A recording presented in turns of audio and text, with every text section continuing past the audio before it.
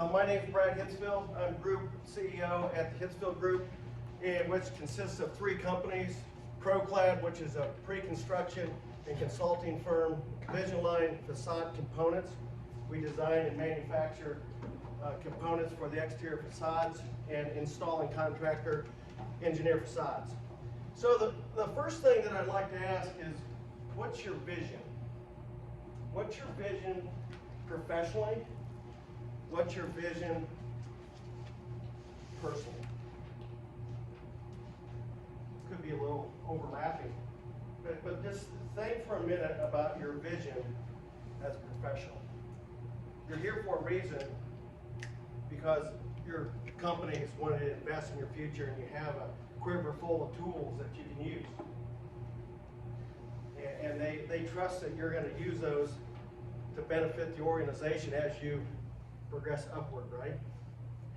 That's probably why you're in here.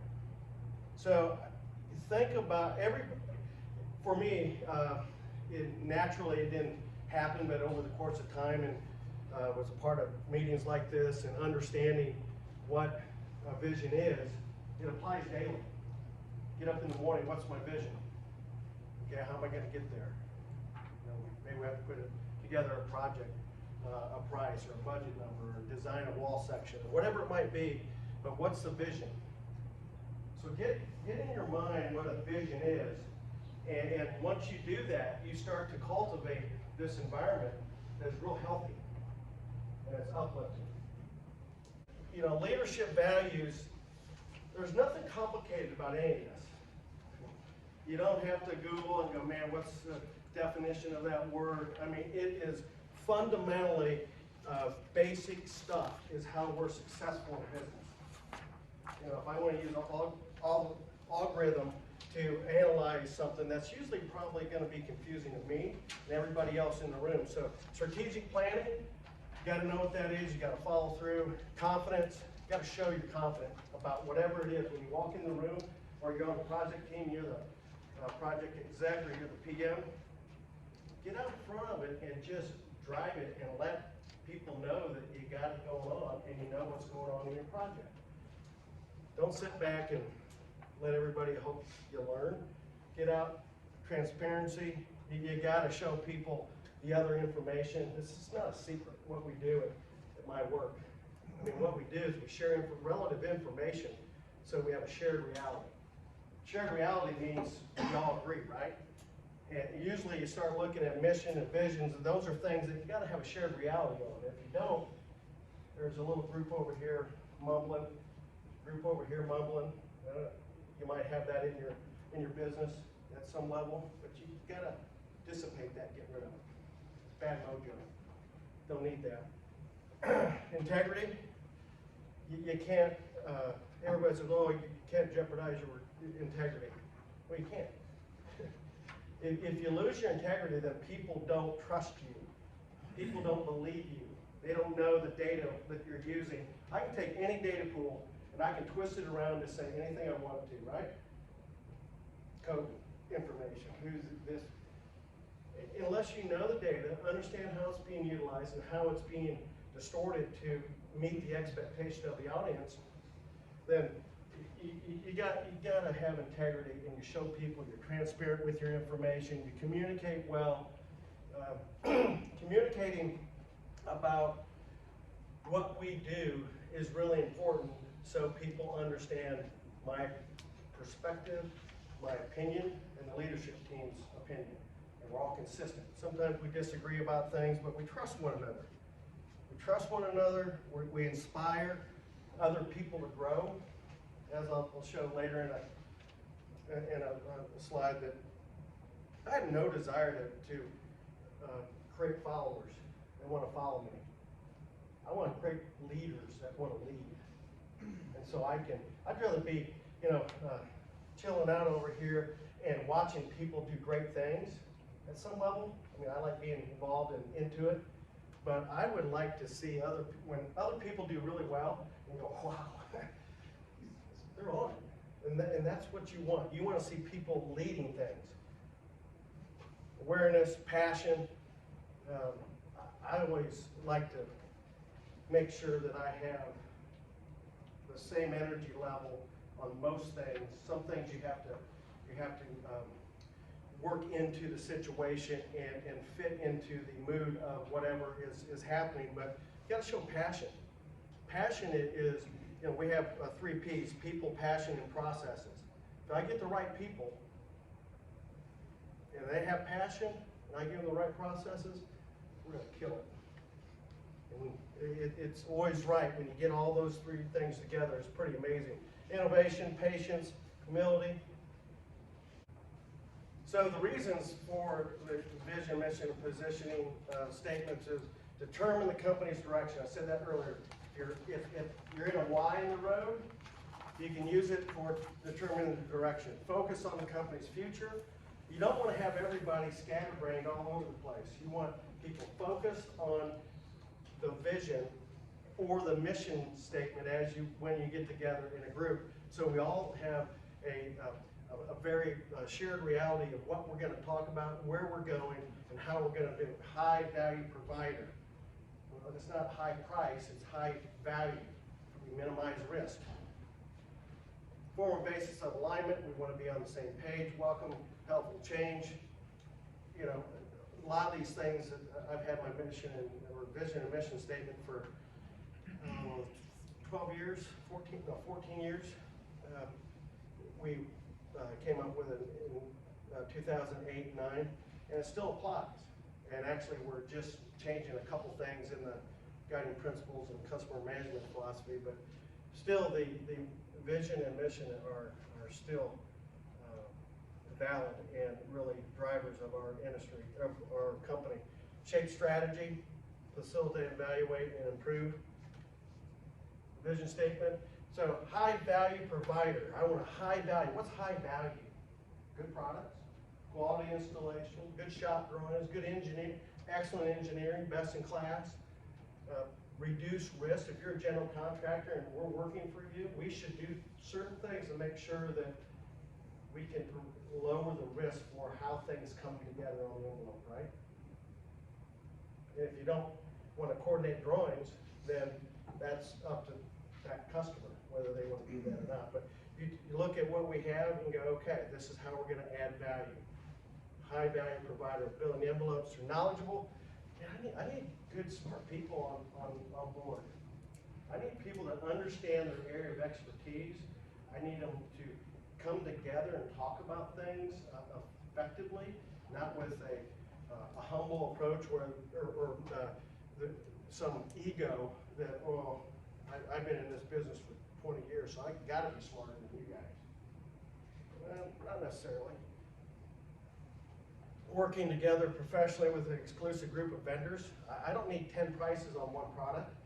I'd like to have 1 or 2. And when you have 1 or 2 and you go through situations like we have right now in lead times and price escalations, you would like to think that you would have a preferred position in certain things.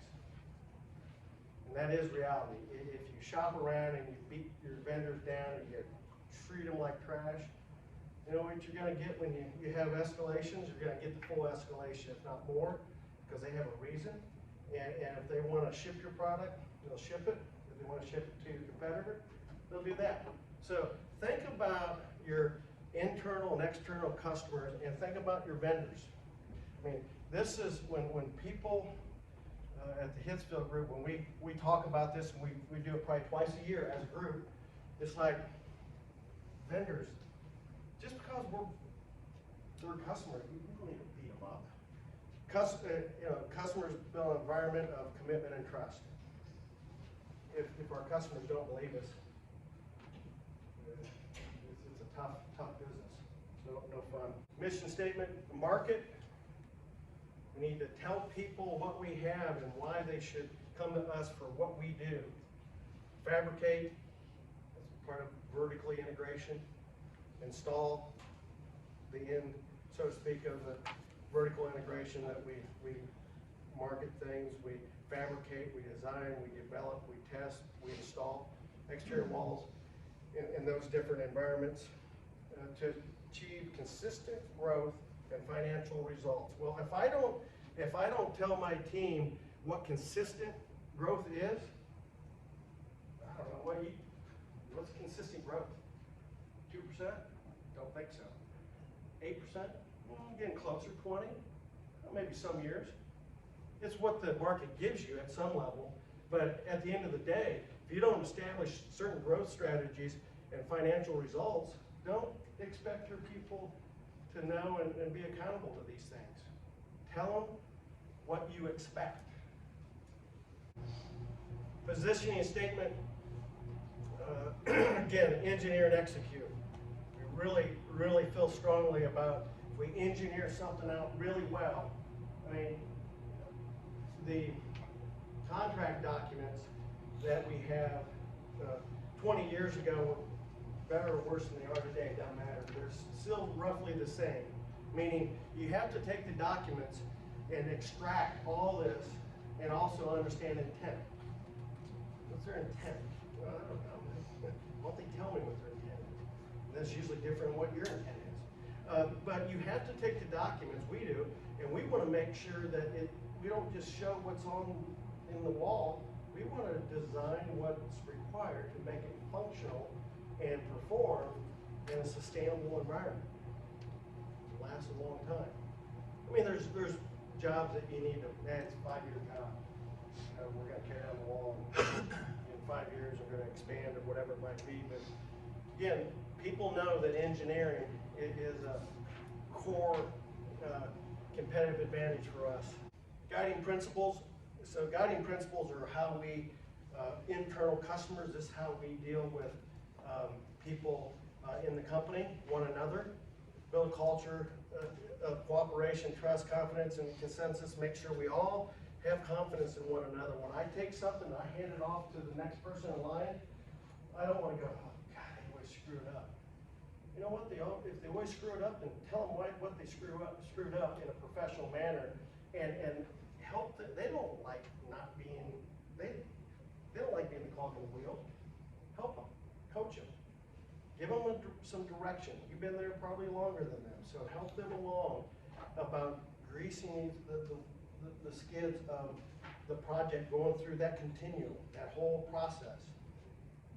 If there's always a snag, then change it. You know, I don't care if you're in a 200, 300 person company. You don't have to put up with frustrations every day about something. Talk to your manager, be the leader, change the outcome, and don't bitch if you just want to sit back on your heels and not do anything. Leaders don't allow things to continue to be disruption in their business. Convey a sense of urgency to customers and show that we care. Man, I don't like emails sitting around. If I have 10 emails in, I probably do by now, but I like 0. I don't like being the cog in the wheel. I like to put them in my to-do box because I need to think about them, and they take some do take time. But got it. I'm reviewing it, but continue to push the process through and have a sense of urgency, and don't believe that someone outside of your organization is going to do what you expect them to do, because they won't do it. They won't do it. But if you call them up, and sending emails just isn't enough. It's probably called COVID, something, they couldn't, we got to get way past all that. Share performance matrix. So every quarter, we talk about our sales, we talk about our profit, we talk about our expenses. We share that with everyone. It's not a big secret. You know what? If I do well, everybody else should do well. It's not just me living in my little ivory tower kind of thing. No. If we're having a tough quarter, then you know what? I need to get tight, and I need to do certain things, and I need to change and adapt to the surroundings of the company and make sure that they see that I'm on the same level as everybody else, and not, well, that doesn't really affect me. Well, yeah, it does. I don't like when people are not in a good position and feel like they're in a good culture at my company. We've all been through ups and downs, but when you're in this little downturn, that's when it's more important to be a leader and talk about the things we're doing right and the things that we have to change to be better at what we do. And it really becomes motivating. I mean, it's an opportunity when you're in a bad 2008 and 9, when the economy was dipping. We did all this. We did our vision, our mission, our guiding principles, and gosh, it took us 2 years. But man, when we came out of 2010, we kicked some butt. Everybody had the same shared reality. Function on meeting commitments and providing closure. I don't care how good you do on 90% of the project. If you don't finish the job, last 5%, it doesn't matter. Customer management philosophy, this is how we deal with our customers. Once we book an order, the organization is totally committed to the customer satisfaction and financial success of the project. And 95% of the time, if the customer isn't happy, you know what? You're not probably making more money. You're not probably getting your money as fast as you'd like to get your receivables. You're not getting your information. So you got to stop, figure out how do you approach them, and you got to turn the ship. Every project has that challenge. I don't care if it's big or small, but you can't allow it to keep festering and become something different.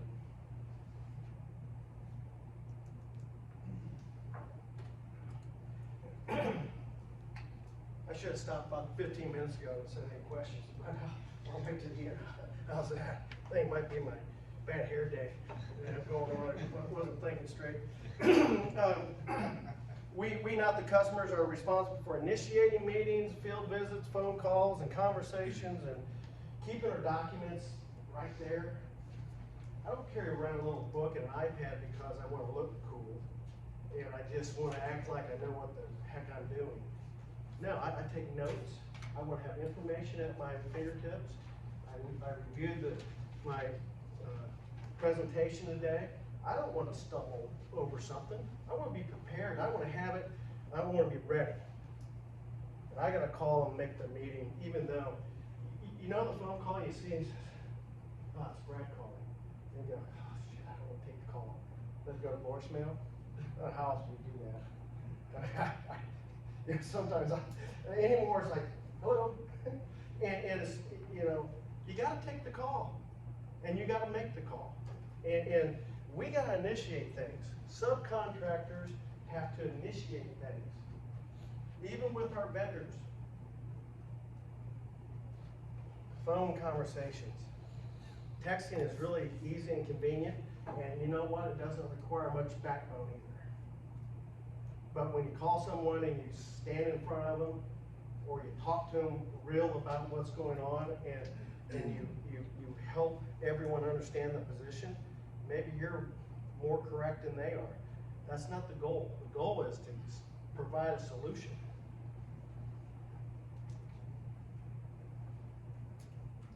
When anyone senses the project's off course, we must gather resources and create a solution. We have meetings every Monday on all of our projects. And, excuse me. And you gotta give us the good, bad, and ugly. I mean, there's always good and bad and other things that, you know what, but you gotta throw it out on the table, because that's how we're gonna get it right, make our customers understand our position, and close out a project is a mandatory step in successful completion. As I said earlier, true leaders don't create followers, they create more leaders, and that's what we have to do. You know, subcontractors, we're in the middle of all this, right? And I think it's a really awesome place to be, because we have the best opportunity to create the best outcome in any project in what we do. If we don't design it right and we have a leak, that's bad news for the project. We will ruin that project. So we don't have leaks. That's on wood. There you go. So, vision. What's your vision? You gotta, you know, if you're really real to yourself and your family, and if you have a significant other, professionally and personally, have a vision, a mission, and things will start to look a lot different. Instead of just going, I'm hoping it's gonna work out, I'm hoping we can do that. So, work on your vision and mission.